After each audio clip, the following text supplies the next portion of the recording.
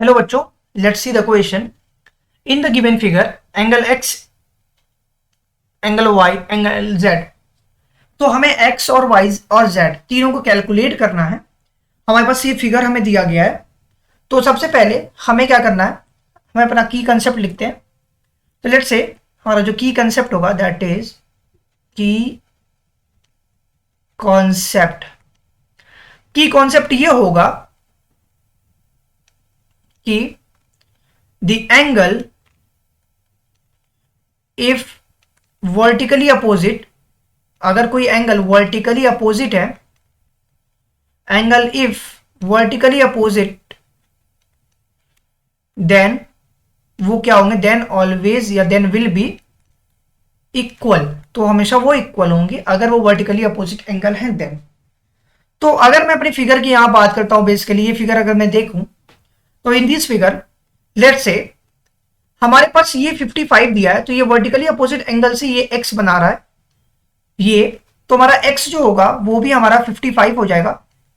That is लिखेंगे vertically opposite angle, that is VOA is short form होता है।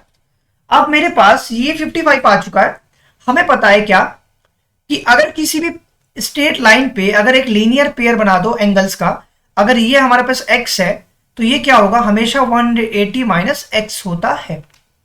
तो हम क्या करेंगे, अगर मैं एंगल y की बात करूं तो एंगल y हमारा क्या आएगा, एंगल y प्लस 55 अगर मैं करता हूं, ये वाली स्ट्रेट लाइन की बात करता हूं, तो एंगल y प्लस एंगल 55 ये दोनों मिला के कितने हो गए मेरे, 180 डिग्री हो गए। कैसे, सम ऑफ लीनियर पेयर।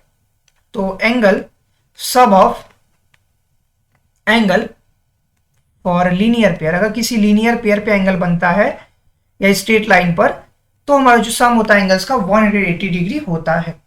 तो यहां से आप लिख सकते हो एंगल y की अगर मैं वैल्यू पॉइंट आउट करूं तो वो क्या होगा, 180 माइनस 55। तो मैं लिखता हूं 180 माइनस 55। अब आप यहां पे अगर कैलकुलेट करो 180 में से अगर मैं 55 माइनस करता हूं तो एंगल y की जो वैल्यू आएगी दैट विल बिकम 125 डिग्री। ये मेरे पास y की वैल्यू आ गई, ये मेरा x की वैल्यू आ गई। तो मैं लिख सकता हूं x is equal to what, 55 degree. ये हो गया। y जो आ रहा है 125 आ रहा है। अब देखो y और z आपस में बराबर होगा, क्यों, क्योंकि वर्टिकली अपोजिट एंगल है। तो आप लिख सकते हो इंप्लाइज दैट एंगल z जो होगा वो भी 125 ही होगा। It means that z will become 125 degree. I hope this is clear to you all. Thank you very much for watching this video.